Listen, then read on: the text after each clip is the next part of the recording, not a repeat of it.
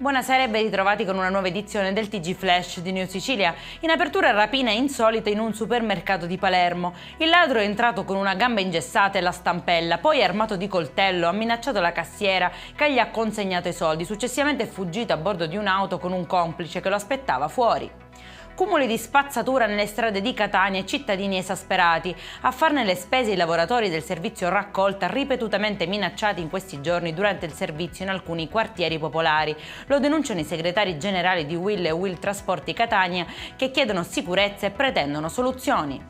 La colata sulla sciara del fuoco dello Stromboli, generata dall'attività effusiva ripresa ieri alle 20:55, si è arrestata a poche decine di metri dalla linea di costa senza raggiungere il mare. Al momento non ci sono colate attive.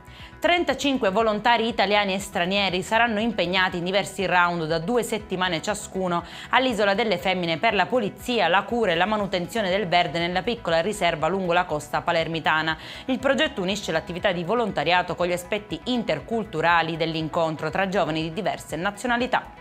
È in chiusura il meteo, anche per domani il bollettino della Protezione Civile segue l'onda dei giorni precedenti. Protagonista il sole e il caldo, temperatura ancora in salita. Per questa edizione è tutto, prossimo appuntamento lunedì alle 13:30. Buona serata.